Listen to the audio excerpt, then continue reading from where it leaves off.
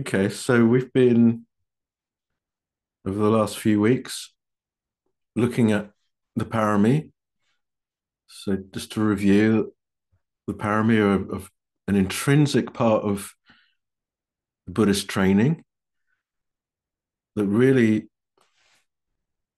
um, accomplish two things. Firstly, let's go with two things, both concerned with reducing levels of self-concern. The first is just creating better lives for ourselves by being of compassionate service to others. So the paramia qualities that are projected outward. So it is about finding opportunities to be of service and to be helpful to others.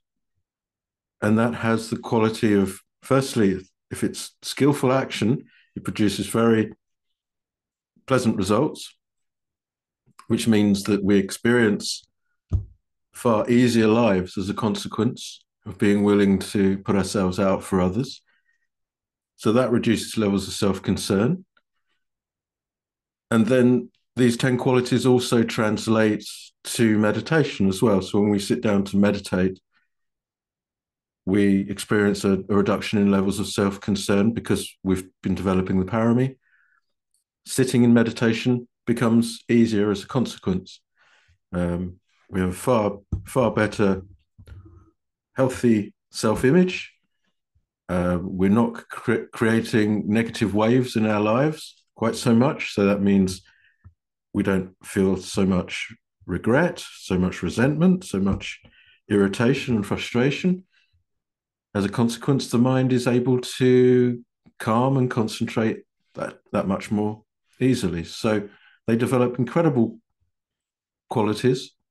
They are the qualities of the Bodhisattva, that is to say, somebody who is um, training to realize Buddhahood. Obviously, there is the historical Buddha, Gautama in our time cycle.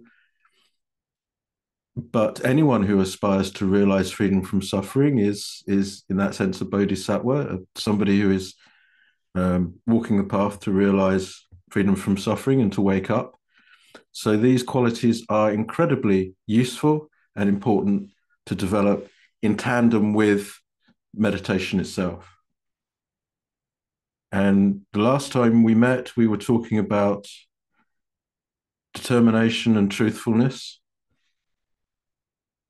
So really, that seemed to boil down to keeping one's promises and being determined to see those promises through.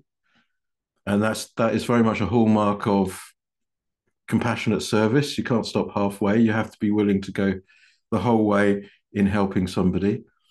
But we're not trying to virtue signal. We're simply finding opportunities in our daily lives to be of service. Um, so I'm wondering what your experiences have been over the last couple of weeks, whether anyone has anything they'd like to report or discuss based on what we talked about last time. Uh, there is the react button at the bottom of the screen with a raise hand icon. And you're very welcome to use that if you'd like to ask a question or make an observation or recount any instances that recently that you'd like to talk about. And then once we've reviewed truthfulness and determination, we'll come on to the last two, which is loving kindness and equanimity, and see what we think of those in terms of those two qualities in terms of developing compassionate service. But let's kick off with truthfulness and determination. What kinds of opportunities have you found? What kinds of experiences have you had? Or if you've got any questions relating to what we talked about last time.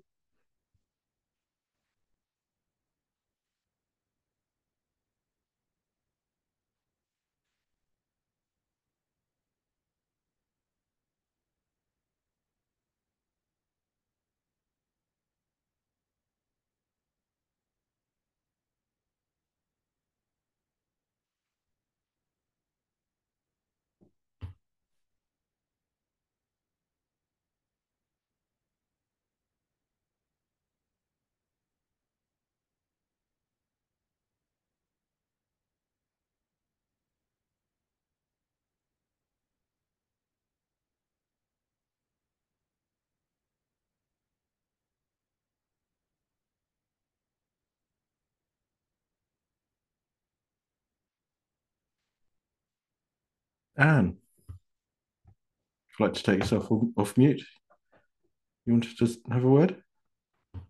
Sure. Just some observations. I think with trying to think which word you used.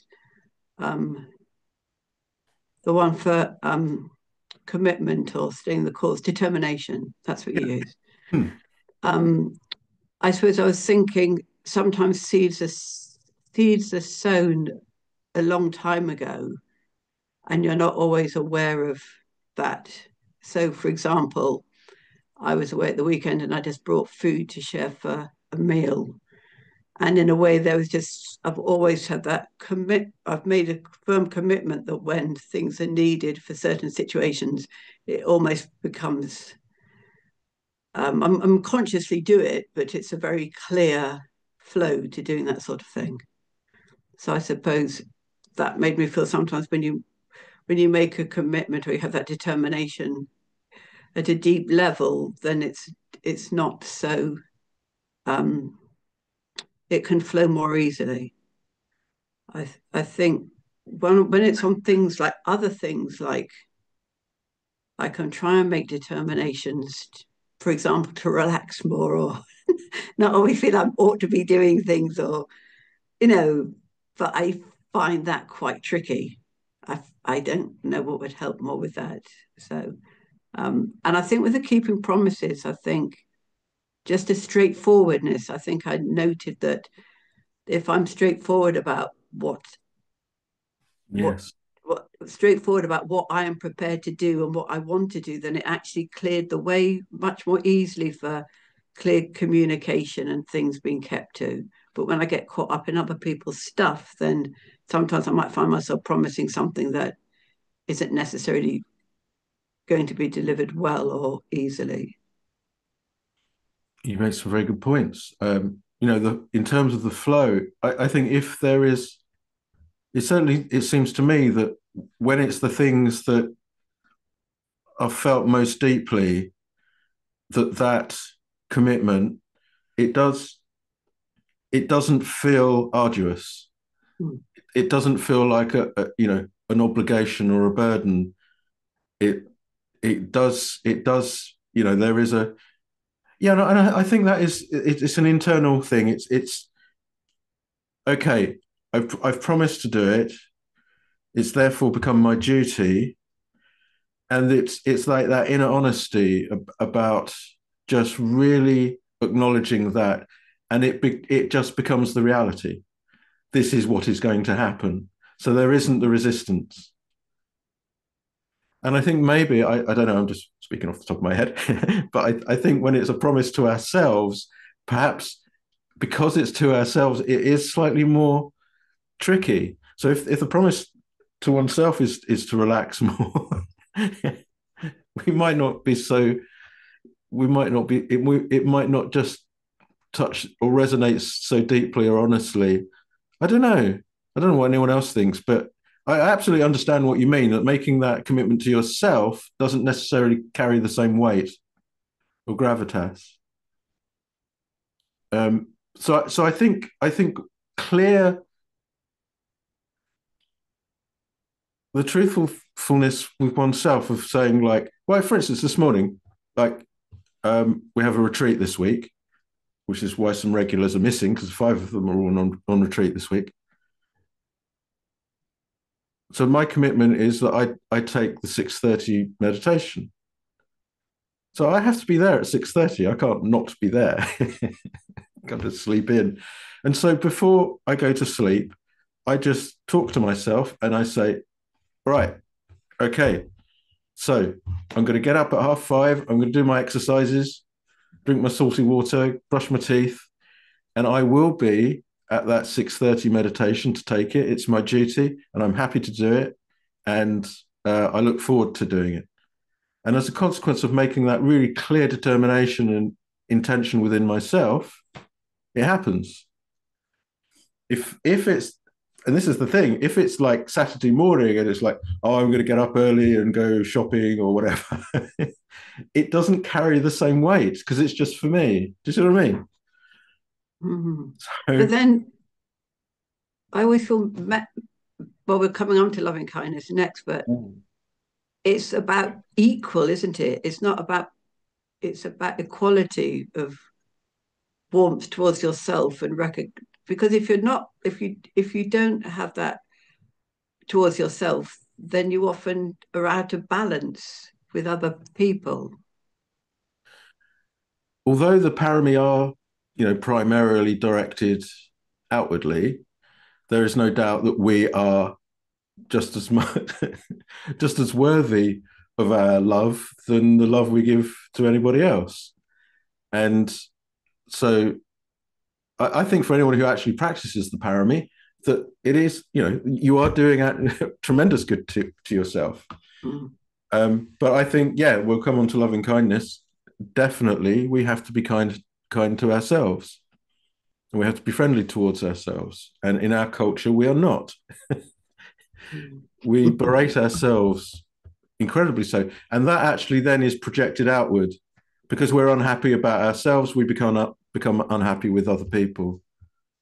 You know, so the more we're able to generate really good, genuinely skillful activities and create a healthy sense of self-worth, then that's what we project outward, and it becomes easier then to be friendly towards others. Mm. Mm. But that flow, I do understand what you mean about that flow, and I think that's clarity of intention, just being Mm. really clear in one's intentions and mean it. Because this is the other thing about truthfulness: we have to mean it. um, Mm. yeah, and we live in such a an incredibly untruthful world. The media, politics, the rhetoric, the downright lies and misinterpretations and misinformations and character assassinations and all the stuff that goes on when we're bombarded with it. And I think it is really important that we live genuinely truthful, honest lives. Mindfulness is a synonym. I can't think of the word. You can't say it either. Synonym is a synonym for inner honesty. Mm. So if we're going to practice mindfulness, we have to be honest people. There's just no getting around it. So just stay away from politics. But so yeah, so absolutely, we need a healthy self-regard, that we're honest with ourselves, and I think that honesty is also being able to say when we feel burdened, we feel like it's an obligation, and perhaps we can't see it through on this occasion, and so we perhaps part of that self-love is recognizing our limitations and being willing to say no on occasions as well. Thank you. Nice to speak to you, Peter. Hi, Paul. Hello. Yeah, my thoughts on I've got a kind of a mixture, I suppose, with determination and commitment because I've been quite poorly recently. I've had a really heavy cold and sort of been bedridden for at least 2 or 3 days. But I've made a commitment to myself to meditate every day anyway, Good. and regardless, like a kind of a no matter what situation, I'll do my half an hour. And although that's directed primarily, obviously, towards myself, I suppose in the long run, in the bigger picture, I'm being, a less harmful person in the world by the practice of meditation. So it does affect other people as well, I guess. And the other thing, my mum has been quite ill in London. She had a stroke a couple of weeks ago, and she got admitted to hospital. And so my siblings, most of whom which live in London, have sort of done this relay thing where we visit her every day. And I live further away in Brighton, but I made a commitment. I'd see her at least once or twice a week and make the journey from Brighton to London. And again, it was a no matter what. She's my mum, and it's and she's elderly now. She's 95. But I made the commitment. Obviously, as she's expecting to see me, I will get there, no matter what. And I find as well with determination and honesty, I find since the practice of Vipassana and meditation and attending meetings at the House of Inner Tranquility, because I put that into practice more than I did before, I believe I'm becoming more trustworthy and reliable. If I make a promise to a friend, they're pretty certain that I'll come true on it. And yeah, that I think increases their trust in me and their confidence in me.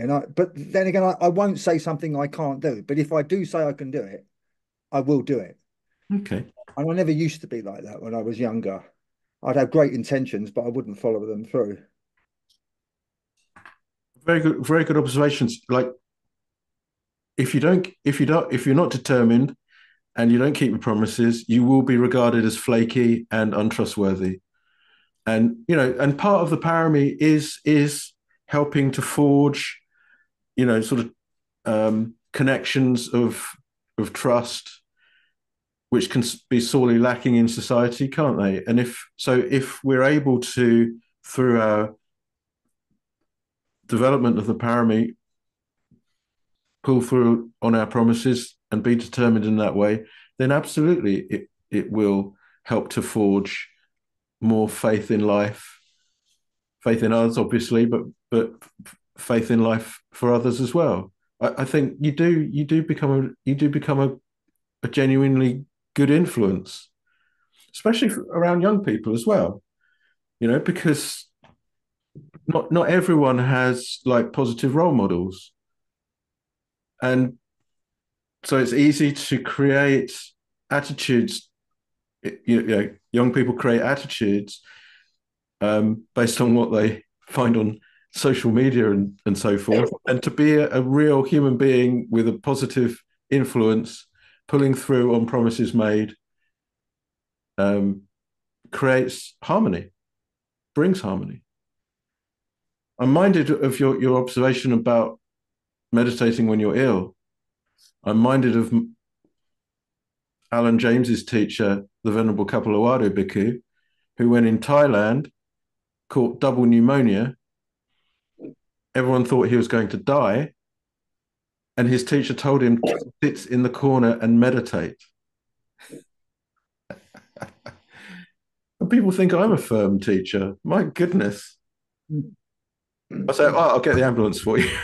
I promise you, anyone coming on retreat at the House in the Tranquility, if you can catch double pneumonia, I will get the ambulance for you. I don't want to go to prison. Thank you. So well done, Peter. Thank you. Keep meditating.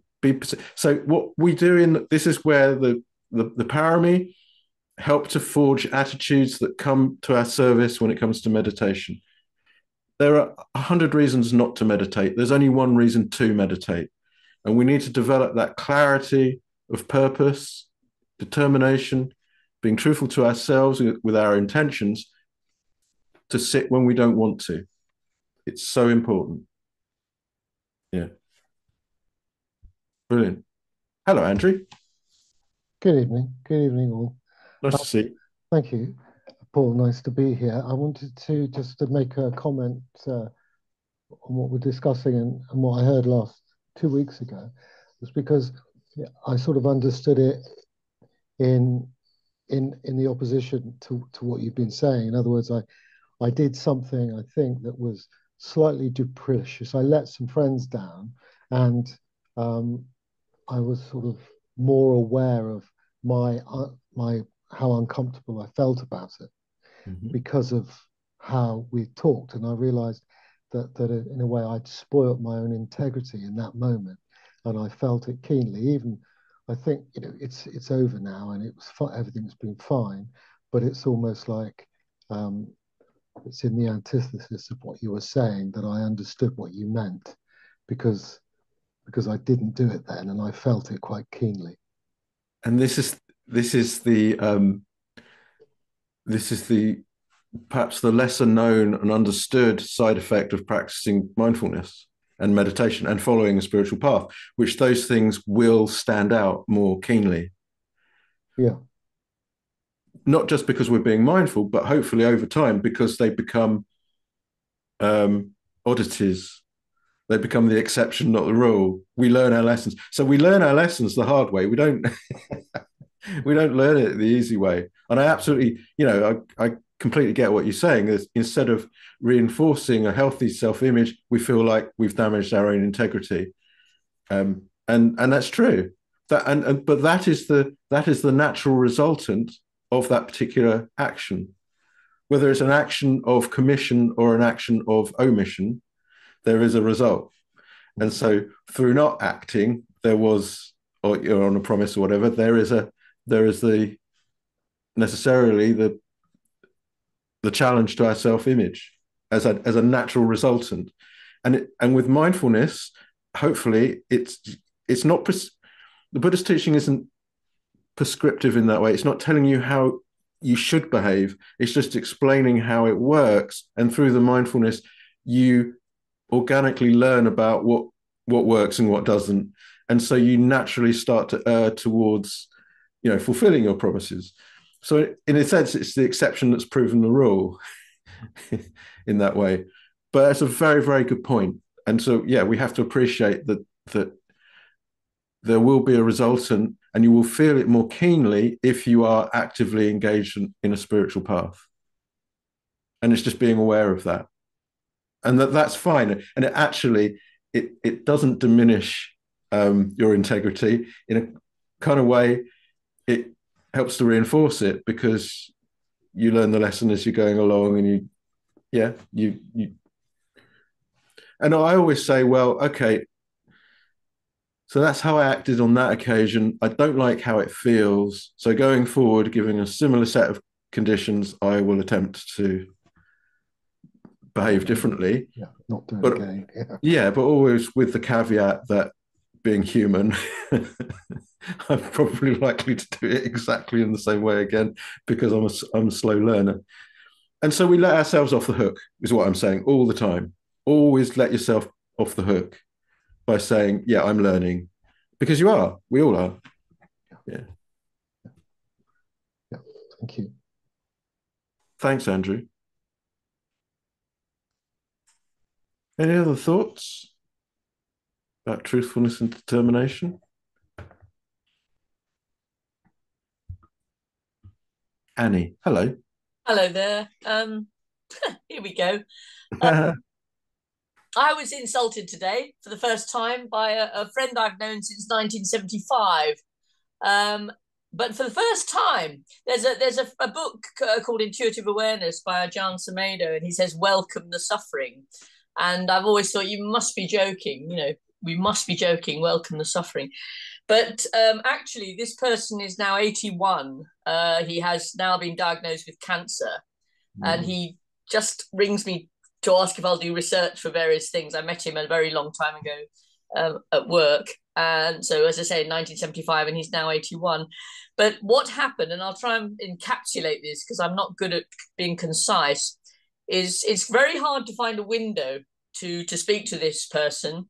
We're in and out at... it's very hard to find times to ring, but anyway, he's asked me to do something, and I've had two very long letters, which is interesting. I've never had these letters in his life before, but now he's really up against it. I've had two really interesting long sort of A4 letters. But what happened was that I want to speak to him, and I rang at 20 to 1, and he only has one telephone, and he often doesn't hear it. But anyway, as I was ringing, I probably let it ring about 3 or 4 times. And then I thought, oh my goodness, X probably wants to rest. This is not good. This phone keep going if he's trying to rest. So I stopped the phone ringing, and that's what I did, you see. So anyway, he did ring back and was furious, and said, look, I'm an old man, and you didn't let me get to the phone and everything. And I thought, so I could understand this. And then I won't tell you what he said, but was it rude? But the point was, as soon as he said it, it was the first time in my life, Paul, I thought, this is it.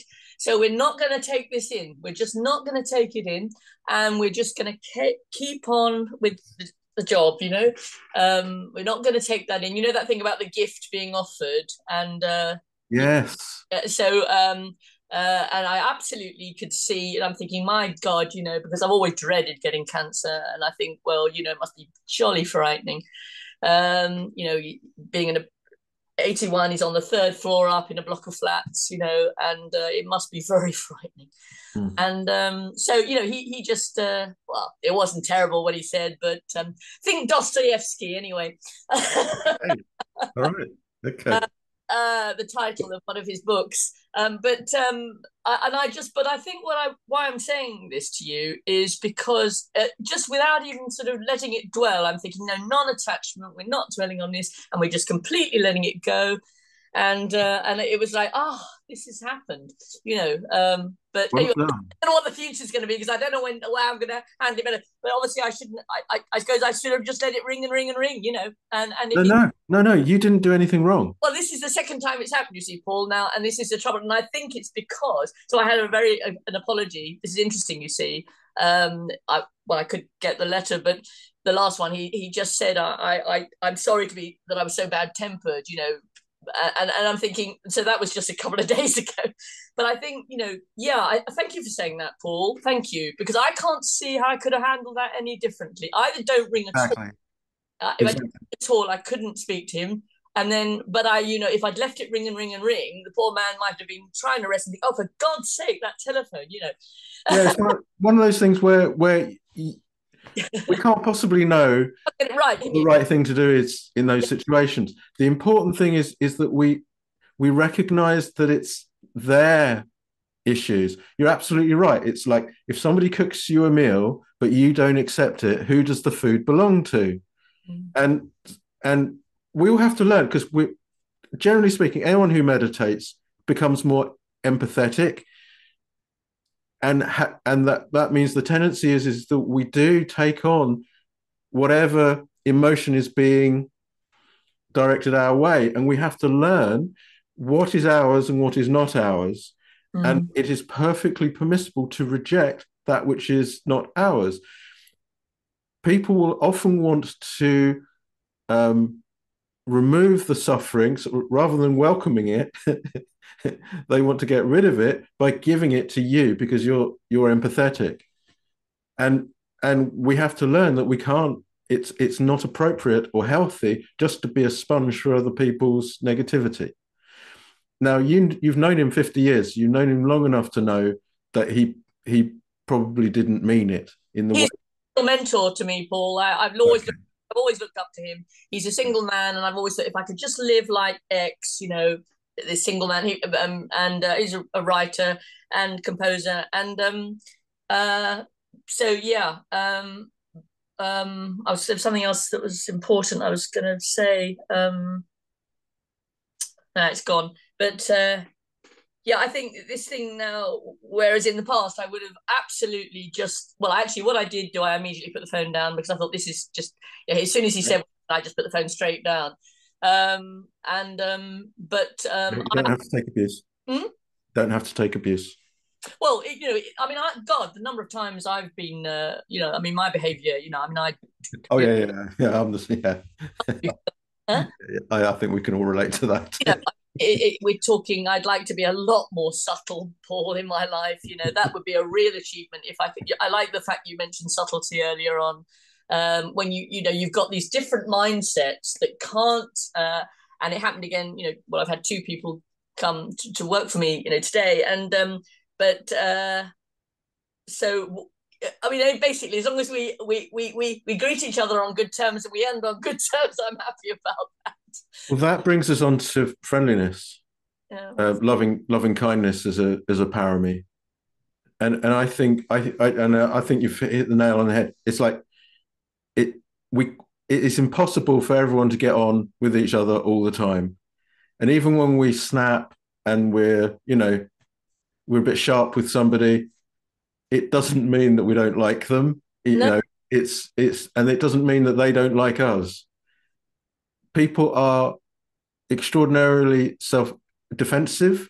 When we're defensive, we act aggressively, or it comes across aggressively. and that causes the other person to then act defensively, which comes across as aggressive, and and so it goes on and on. We want to be free of holding resentments. We want to be free of the clinging attachment of justifications and condemnations and resentments and regrets and all these things as much as possible. So setting out with an attitude of friendliness and loving kindness is an integral part of the Buddha's teaching, and absolutely an integral part of developing the Parami. And so the important thing is not that this incident occurred, just that as a consequence, it doesn't have to reverberate. It doesn't have to keep on, he's offered you an apology, it seems, and has, expressed regret for what took place. And so I think that's the most important thing, that you retain your friendliness and your good terms with one another. So friendliness and good terms has to allow for the fact that we're human and we tend to make mistakes and fly off the handle on occasions. It doesn't make us bad people. It doesn't mean that a friendship has to end. Well, I've been, funnily enough, I've been looking at, well, I won't get sidetracked, but the idea that love and hate are like two sides of the same coin. Because indifference, I've never been any good with confrontation in my life. I can't stand confrontation, really, or at least that's what I've said all my life. And so, but now I'm thinking, just sort of, you got the clashes and the bangs like you have in a good symphony, because that's when you're up against storms or whatever, and then it passes, But rather go through it than not even dare. I mean, I had a friend a very, very long time ago, actually another Buddhist, but this was way back when I was with the Nichiren Shoshu group, Jeff, and he made me laugh because he would come to chant in the mornings with me. He said, Anne, you're like a person who's going through life making sure that none of the doors open. And I thought, he's so right, Oh, wow. Holding on to all the doors, don't let any of them open because I won't be able to deal with it. But so I hope I've changed now and I'm letting those doors open, a bit. You make a very good observation there. Like, it's just made me think, like, developing the Parami is challenging because it challenges our tendency that we have for not acting, for avoiding. It seems like, certainly perhaps when we're younger, that avoiding situations is the best way of handling them. And it's only, I think, with a bit of maturity that you start to realize that, oh no, wait a minute. Because the problem is, if you keep all the doors closed, you never learn anything. And so you have to be willing at some point to open the door, to let the chaos in a little bit, and discover through that you can actually deal with a degree of chaos, and you can deal with a degree of uncertainty. And so at some point we have to start opening the doors. And when you do, it becomes easier to open the doors. When you do, it becomes easier to deal with the situations. And so I think that, I think it can seem like the best option, which is not to open the doors in the first place. But I think, as we mature, we learn that, it is okay. It is okay to face these challenges, but they're not really Parami if there's no challenge. It's got to be challenging in some way. It's grist for the mill, isn't it? Yes, definitely. And all the parts of the teaching, the Buddha's teaching, are integrated.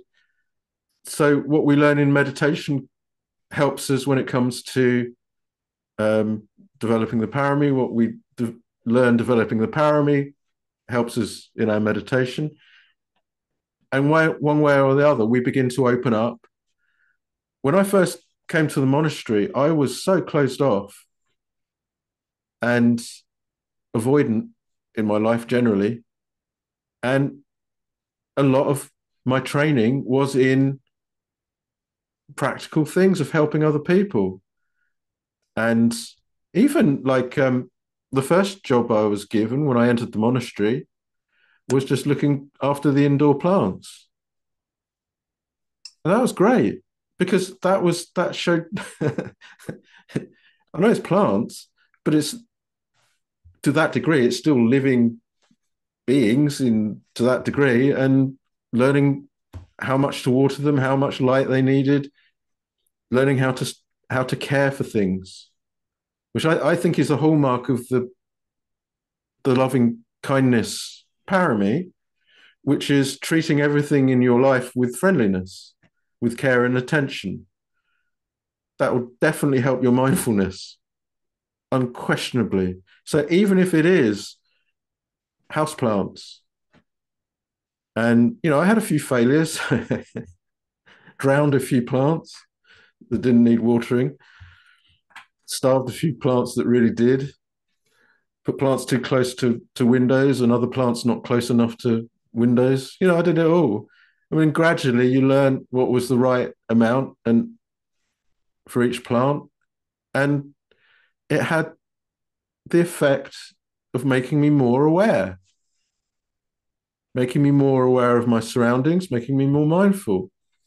It brought more care, which brought a sense of softness and an openness that had been missing. Also, doing jobs like cleaning toilets was really, really good for me. Really good for me, especially when there's a retreat on. It was really good for me. It was serving others. It wasn't just like avoiding everything and avoiding everyone. It was helping me open up by being of service to others. Hugely beneficial. And friendliness, just being friendly towards people, and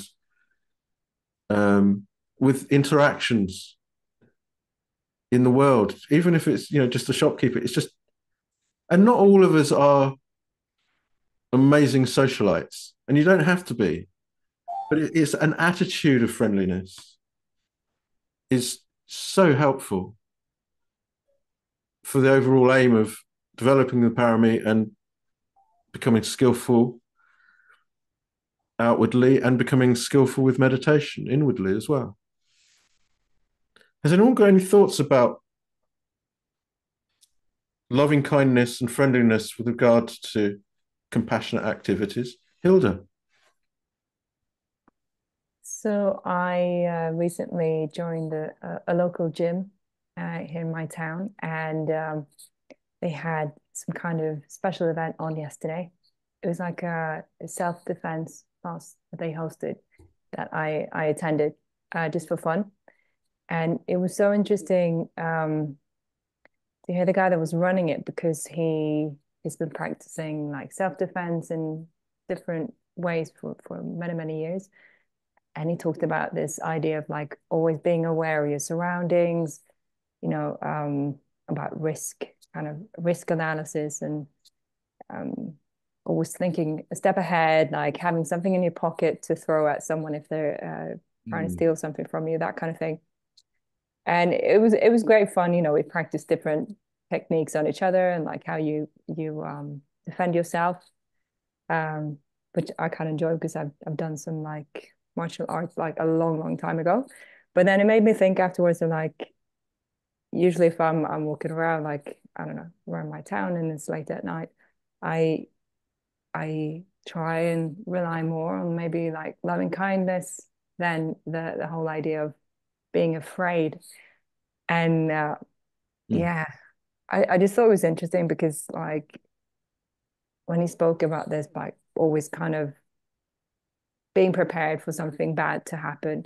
And and he was like someone who goes to the gym a lot. Like, I don't think he's the first person you're going to attack. He looked quite scared, to be honest. So I just thought that was interesting. Do you remember I was thinking maybe, what was that?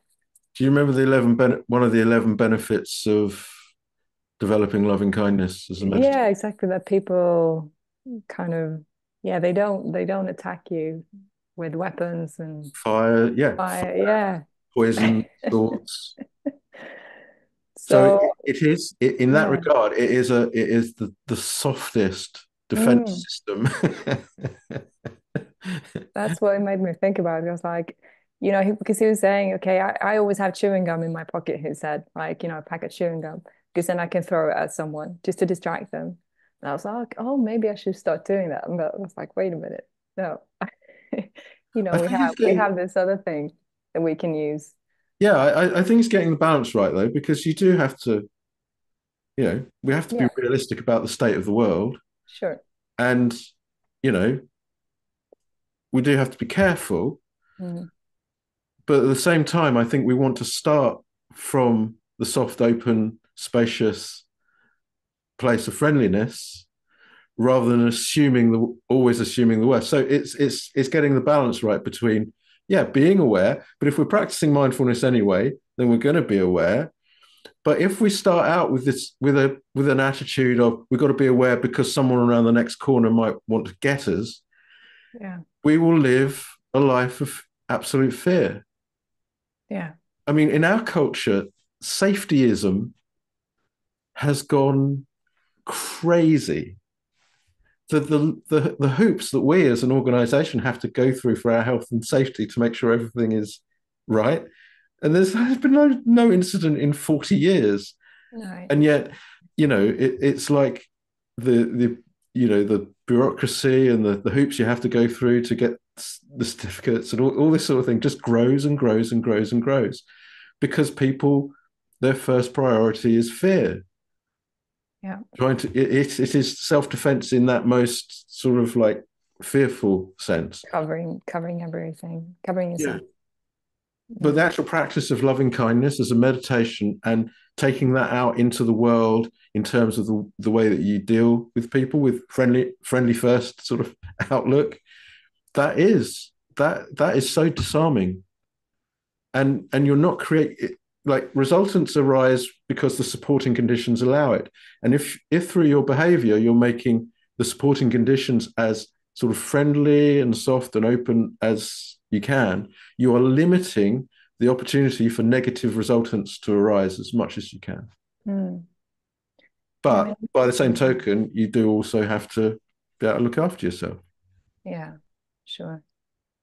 I mean, I notice if I'm walking around downtown and I'm in a friendly mood, I'll have more people like asking me for maybe like directions, that kind of thing, compared to when I'm more closed off.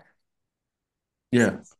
There's also the practice of compassion, which I find has a slightly different effect. Friendliness, meditating, doing loving kindness meditation will attract people to you. Right. And if that's not necessarily what you want, then maybe the practice of compassion, which is recognizing the suffering in beings, that might just give you a little bit more space. It depends who you are and what you want. Thanks, Hilda. Dave. I mean, loving kindness I hadn't come across before I came to the center, and it was one of the early sort of paramis that I was introduced to during the meditation. And I think for me, that was probably one of the practices that you very much notice an immediate resultant from in your kind of everyday life. And I particularly notice it teaching. You often have sort of conflictual relationships sometimes with pupils or fellow teachers, and a bit of loving kindness sort of thought makes a massive difference to the whole way you kind of approach these kind of conflict situations. And I've often found it very beneficial kind of very quickly actually in your relationship with someone, just to sort of take some time out and in your meditation the next day maybe just think about that person and your feelings of resentment and try and change them to feelings of loving kindness. And it can be very difficult. I found it very difficult initially, but actually I think it is a very beneficial practice in your personal relationships. It is hugely beneficial. It's such a powerful practice in terms of changing your I often talk about this, like perception is a fundamental building block of any conscious experience. If you spend the time creating a perception of somebody as being nice, with good qualities, and wish them well, you change the fabric of conscious experience, because perception is a basic fundamental building block of it. It's so powerful. It's so profoundly powerful. Yeah, Yeah, I also the think Buddha said that mind is the forerunner of all things. yeah, I think it's something that we don't tend to do in Western society. We tend to be very oppositional. You know, if you don't like someone, you're encouraged to kind of confront them, and I think as a sort of a way of dealing with that sort of conflict, which we're very conditioned, it's quite novel, isn't it? Really, and very powerful for that Yeah, reason. and is incredibly helpful in creating a harmonious, connected world around you. You know, it's like you do become somebody that people like and trust. They get a good vibe from you. that's the that's what it's all about. And so that's why it absolutely belongs as part of compassionate activity, because it's helping to soften and relax and harmonize the world around us. It doesn't just do that for us internally, it does it externally as well. Yeah, I like that way you describe it as softening the mind, which I Yeah. found very helpful, sort of blurring those edges of resentment about, it just starts to chip away at it, and slowly, it doesn't always, you might not love that person, but you kind of learn to live with them and have a compassionate view towards them. And Yeah, equanimity. Yeah. Being equanimous towards them. Yeah, we're not supposed to be able to get on with everyone. It's one of these sort of spiritual myths. It's like we're just not, human beings are just not designed all to get on with one another. So there are conflicts, but again, it's like this mitigation thing. If you develop a loving, compassionate attitude towards all beings, then those people that do press your buttons, well, you're creating supporting conditions in which those buttons, when they get pushed, don't get pushed so firmly, and the resultant painful feelings are not quite as excruciating, and you've got that softness in which you can actually allow those results to pass through you without reacting defensively and therefore aggressively. Yeah. Yeah. I think it's good for sort of lessening self-concern as well, because absolutely you sort of realize that you can step outside of that situation a little bit and diffuse it and de-escalate, I think. So yes, definitely Thank you, Davis. Great point. Thank you. Yeah, and practicing loving kindness meditation is service to others. You are using your energy, your mental energy, to spend time thinking about that person, thinking about their good qualities and wishing them well. So and that definitely has effects. It has an effect for you in softening you. It also has an effect externally as well. So very good point. Claire. Hello. Hi. I think you might have partly answered this already, but what if you're having a moment or a day when it's just not there, the loving kindness, it's just, if you're really being honest with yourself, it's just, you're not feeling it. It's just not there, and actually you just, go with that. So you note how you feel. Yes. And you don't try and make demands on yourself to be all nice and kind. Sorry. Because at that time, because it's not a permanent situation. And so it's saying, no, at this time I'm not feeling it. Okay. And that therefore you don't put this burden on yourself saying I'm supposed to be friendly and happy all the time. And because that creates the pressure, then it makes it more difficult to practice loving kindness. Exactly. Yeah. I think that's a trap you can fall into. Yeah. One thing I found that was quite useful was to do a kind of like mini loving kindness where I just spend the shortest space of time just thinking about 2 or 3 people, or just doing it in a very general way. May all beings in the north. I find that actually an incredibly powerful practice. Just sitting down to meditate, and before I start, I just say, may all beings in the north be well and happy. May all beings in the south be well and happy. May all beings in the east and the west be happy. May all beings above me and below me be well and happy. And that literally just had, it just softens things. And I haven't really invested that much. And also the other thing is not to go by the result, just perform the action without an attachment to the result. So you might go do that and it might feel by rote and it might not feel like you're really feeling it, but you've still performed the action. And so you've just pushed the stone down the hill a little bit. And if you keep doing that in a very light way, not expending too much energy, but you keep just pushing that stone a little bit more, eventually it gathers pace and you find that you are feeling it, you are meaning it, and it just creates the momentum. I think it's so much easier, isn't it, when you to have those feelings to begin with people who are further away from you. Isn't there a type of meditation where you think of someone, a stranger, then you think of someone who you know a little bit, and then you think of somebody who's close to you? Well, the way I understand it, it's the other way around. So you start with yourself, and then you start with somebody you very much respect because you respect them for reasons, and you can bring those reasons up quite easily. And so that's actually an easier person to do loving kindness to.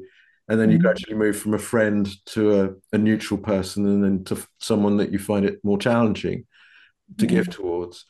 Yeah, I think that's what I meant. But I started with squirrels, so I couldn't get it going at all when I joined the monastery. And in the end, it was seeing a squirrel leaping across the lawn, having just stolen the nuts from a bird feeder. And I was just very impressed with its thieving skills and its tail. And I went, oh, this is loving kindness. I suddenly got it. It's like, oh, it's seeing the good in others. It's just seeing the good in it. And just wishing the squirrel well came fairly easily. And so that's really what I want to say. Overall, it's like, just do what you can and be glad you did it. And don't worry about, being a scion of spiritual light. Just, you just do what you can. And gradually you're just pushing the stone, pushing the boulder. And if you keep pushing it, eventually it gets the momentum and it starts to really chug along. Mixing my metaphors, but there you go. So yeah, little and often, and not being too bound by the thinking that you're supposed to experience the result. It will come. It will come. And then when in the good times, when you are feeling up and alive and alert, it comes easily and all is joy. So yeah, but the first most important thing, if we're not feeling it, if we're feeling down, if we're feeling a bit down, is first to just fully acknowledge that, not to try to escape that state, but to just fully acknowledge, this is what I'm feeling at the moment. And that means you're then acting from a place of acceptance of how you feel. You can still then do the loving kindness. Thank you. Thank you. Got to come on to equanimity as well. I wonder what you think equanimity is in context of the Parami. Peter, you had an observation. It wasn't actually an observation. It was as this online thing is coming to an end, I wondered if you'd speak a bit about equanimity, because I've never been absolutely quite clear of the best way of developing equanimity as a meditator, because I have a very superficial understanding of it as a kind of a calm acceptance of things, which I struggle to do so in everyday life situations. Sometimes I try to react equanimously, and it's I'm plagued with doubt. Should I do something more? Should I actually accept this, or should I not accept it? Or should I bark here, or should I bite? Or but are you barking from a place of acceptance? Are you barking from a place of recognizing, having accepted the situation, and then deciding on this occasion that a bark is the appropriate response. Well, So it's not so. yeah. So we have to come from a place of acceptance. If we come from a place of resistance, what happens? No, absolutely. You're going to suffer. You're going to suffer. Yeah. Absolutely. But I you know, sometimes it's a question of responding instead of reacting. For instance, in a confrontational situation, and you don't always have the presence of mind to be able, maybe intellectually, but not gutturally, to accept a situation. You've got to respond in an instant, and that's when I find it quite hard. Should I bite my tongue? Should I, restrain, or should I let it flow over me? And I struggle with it. I do struggle with it. Yeah. Well, you have to take into account what happens. Yeah. Yeah. So we're learning. Yeah. You're not supposed to be getting it right, Peter. No, I do. I've got better at fast forwarding the videotape in my head about a potential kind of course of action. Okay, but what about actions that you do perform? What about actions that you do perform and then retrospecting on what happened as a consequence? Yeah. I mean, that's a learning situation. You think, okay, that's what I'm saying. That's what the path is. The path is a learning situation. It's not getting it right situation. Yeah. Right. Yeah. So we have to practice. So equanimity can be seen in various ways. It is certainly learning to allay the passionate response. So a passionate response to things. But we learn that through recognizing where the passion is. So it's not that we're supposed to be in this passion-free state. Rather, it is recognizing where the passion is and acknowledging it and being mindful of it. Right. Yeah. Yeah. So a classic instance with compassionate activities is where we cling to the idea that somebody else should be grateful for what we've done for them. Would be a classic instance of non-equanimity, because we're attached to the result. We're attached to the idea that somebody would be grateful. We want them to perceive us in a particular way as a result of us having performed that particular action. What happens if we don't get those responses? What happens is we do something out of compassion for somebody and they're not grateful and they don't thank us and they don't even register that we've actually gone out of our way for them. Yeah. That's really what the equanimity is the 10th parami. It's like it's letting go of the self-concern in regard to the parami. Right. Okay. Right. Yeah. So the ideal outlook would be that, I'm going to do it because it's a good thing. I know it's a good thing. It is a compassionate thing to do. I'm helping this person. I will get the results some way down the line. Right. So even if you choose not to react, which is a sort of a form of action as well, I suppose, it could be a compassionate thing to do. Yeah, there's actions of commission and actions of omission. Right. And this is the thing, Peter. The doubt is because we want to get it right. Yeah. We don't want to make a mistake. And I'm saying that the path is all about making mistakes. It's through learning from the mistakes rather than trying to get it right. Do you see what I mean? Yeah, I do. Yeah. And so being willing and able to look at in hindsight, it's like, getting passionate about the fact that the person never even noticed that I'd helped them.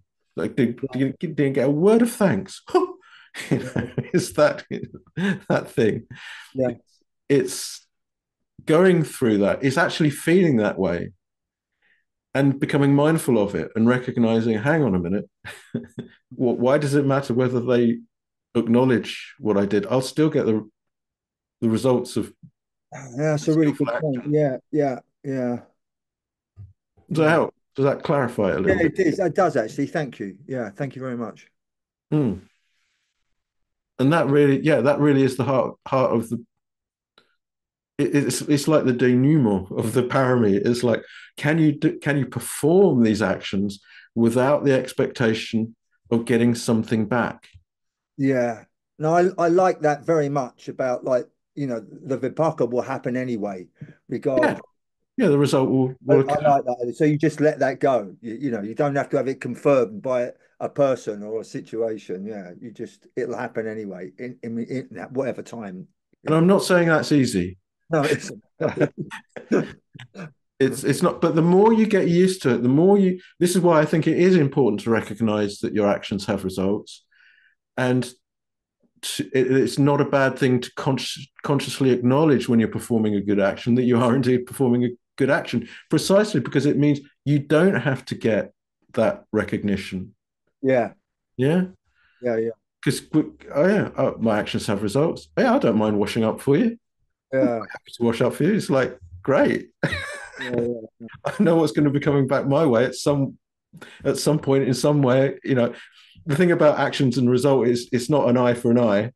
It's not like, well, if I do this washing up, someone will do some washing up for me. It's like, it doesn't work quite like that. But you just know that what you're doing is healthy and good and helpful and kind and thoughtful and friendly. Yeah, and I like the idea. I mean, it's just a silly image, but I like the idea of a karma bank. It's all gone in the karma bank. Yeah. Forget it. I can draw it. It'll come to me whenever. Yeah, exactly. Yeah. And it makes life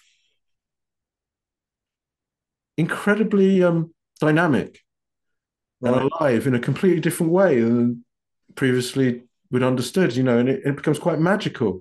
And the way in which those results come back to us is magical. Yeah. In inverted commas. I mean, I find that particularly with generosity, when I have, I've relatively been generous without thinking of result, and then it's turned up in various other aspects later on in the month or the day or the year, and I think, oh, someone's been like unusually generous to me or helpful, and it's it's that mundane right view, isn't it? Of like there is a result of action, sort of thing. There is a result of giving. Yeah, absolutely, and I see that again and again. Generosity yields wealth. Yeah, wealth is of many different kinds. It's not just financial. Oh, it's not. No. Yeah. Thanks. So then you've got this lovely situation where you don't have to feel like the world is falling to bits around you. Yeah. All our fortunes rise and fall. That's the nature of samsara. That's the nature of life. And yet, as you put it, you're putting money in your karmic bank account, and it's going to come back to you whenever the right conditions come about. So it's a beautiful thing. And that, again, just opening it up again to equanimity means that you become a lot more equanimous and less passionate. Yeah. So it's not attached to the resultant, as you said. You're right. Yeah. Yeah. Thank you. Okay. Thanks, Peter. Anybody for any more with regard to these parami? Do we think we've covered them? We kind of rushed equanimity there a little bit, but got a little bit squashed. Oh, you're looking a bit serious. You're right. Has anybody got any other points they'd like to make, or should we just leave it there?